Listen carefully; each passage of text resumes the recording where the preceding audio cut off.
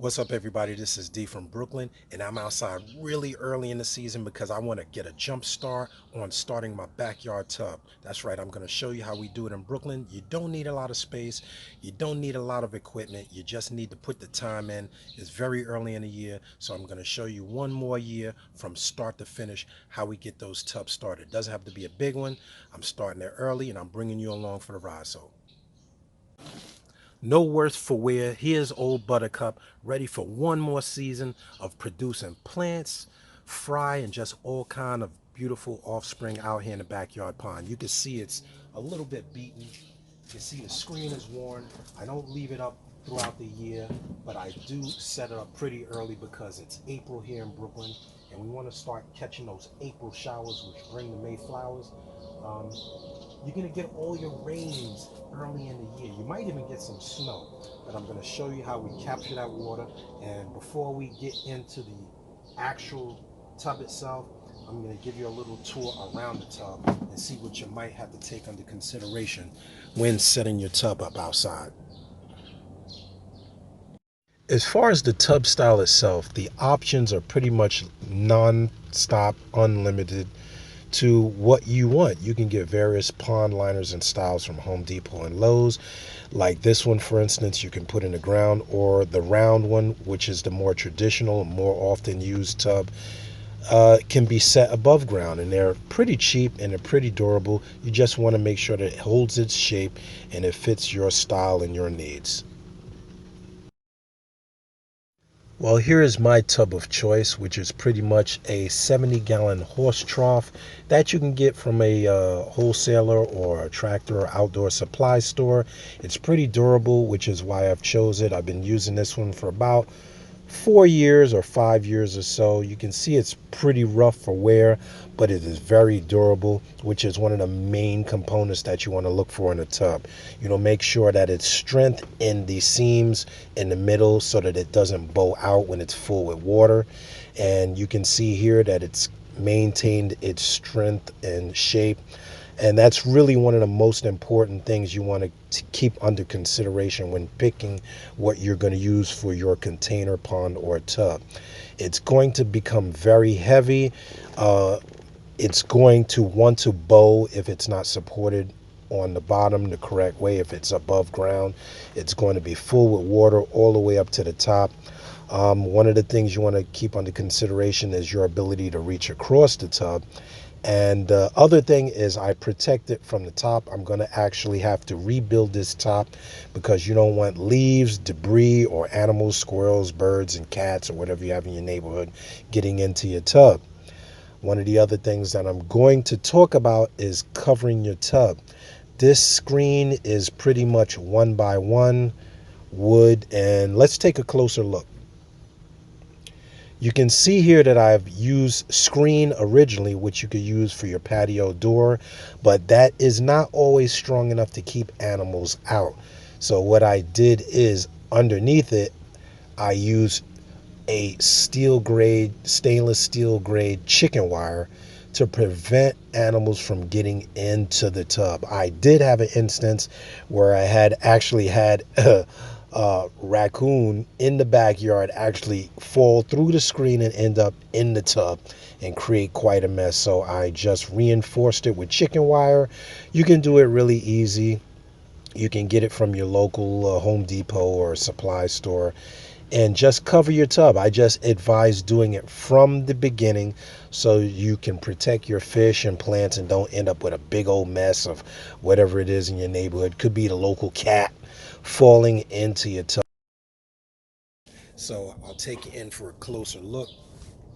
I'm going to be redoing this for 2022 because this has done a great job. You can even see where the bird poop or whatever birds will jump on it, and leaves from the grapevine will just get caught up in there and prevent it from going into the tub itself. And it does a great job. It does a great job even keeping my fish from flipping out. The birds can jump in here and try to get at the fish if they're hungry or if they see an opportunity, and that goes for raccoons, squirrels, and any other thing. But you'll see that I scrub this out, and I'll probably be scrubbing it a bit more.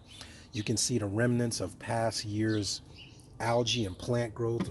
The roots are still attached to the tub. That is how diligent these plants grow in natural sunlight. I'll be cleaning it out. Not a big deal, because it really doesn't matter if you got a little bit of plant growth in there. It's really good for cycling the tub. But you can see that just 2 days in having this set up, we had a little bit of rain last night and it's already capturing rain, which is why I set it up pretty much early April. You can do it a little later if you want, but once again, I do it so that I can capture those April showers, which is what you need to fill this 70-gallon tub. Now, if you don't want to wait, you can always go get your hose and fill it up the old-fashioned way, add some dechlorinator, or just leave it out in the sun. The UV rays from the sun are a natural dechlorinator for what the municipalities use to treat the water, and I found that I've had no problem with either method, either the rain method or the hose method. I just prefer to get the rain by itself. One of the other things that you'll see, and if you look at previous videos, is in my tub I always have a overflow. I always have an overflow, and that is actually the make of the tub itself. That's Bell & Country. I use the overflow because you're relying on natural rain, and of course you can't control when the rain stops, and if you have a regular tub with no overflow, the water will rise all the way up to the top and end up just rolling over the edges. So I have an overflow here which gets diverted to these two buckets, which I can even use to do water changes in the house, which is a beautiful thing if you want to just conserve water. And if you're like me in Brooklyn, we pay for water. You can see that I have some plants that I've wintered over outside. Let me get a little closer look. This is some Vallisneria, which has been out all winter, froze solid, and is really hardy when grown outside. I can't tell you the exact strain, but you can see as I clean the little heads off that it is actually already greening up. Beautiful plant. And I've already started constructing some floating pots, which I'll get into in another video. So let's go a little bit more into the tub. One of the other things that I've set into place, and you can do it in many variety of ways, is I set up little mounts for my solar panels. As you know, I do not use any electrical equipment when running my ponds, but I do want to have surface agitation and circulation, as well as oxygen exchange. So I have solar panels that connect to solar powered pumps. They have solar powered bubblers, which I don't really deal with anymore because I just haven't found them necessary. But the solar powered pumps, and I'll put a little quick pic in the video here. You can refer to a previous video. They agitate the water, circulate the water, and have been excellent in providing oxygen exchange for my plants.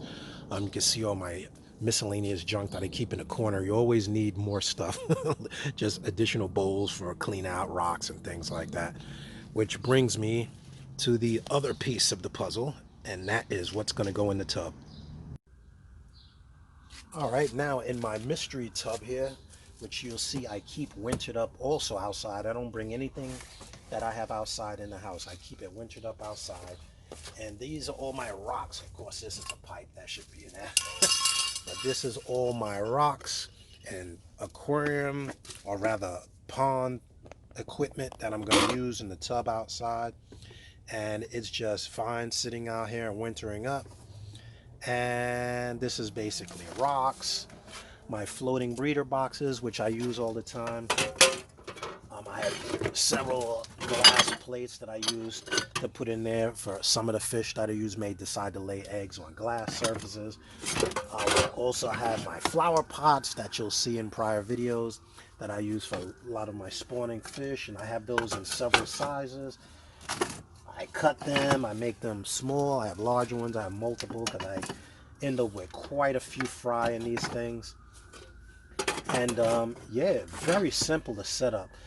Naturally, the stones create a lot of just natural structure for the fish to relate to, and that's one of the reasons I like a narrow tank instead of a deep, rather a narrow tub instead of a deep tub, because it gives you the ability to see the structure that you're going to have your fish or trying to spawn them in, and it's just easier to deal with. So I won't put the rocks in now, and there's no need to clean them because they have been exposed to no chemicals, nothing but good old-fashioned rain and cold weather. So that is pretty much all you need. And in the next couple of weeks, join me back here, because as we collect that water, we're going to start doing what we do. And what is it that we do? And that's raise fish outside, grow plants, get close to nature, see it, feel it, touch it with good old-fashioned Mother Nature sunlight. So stick around, hit that subscribe button. If you like more videos like that, leave your comments below. If you have questions on what kind of plants or fish I'm going to plan on putting in the tub, leave those in the comments below. Until next time, this is D from Brooklyn. Love, peace, and hair grease. See ya.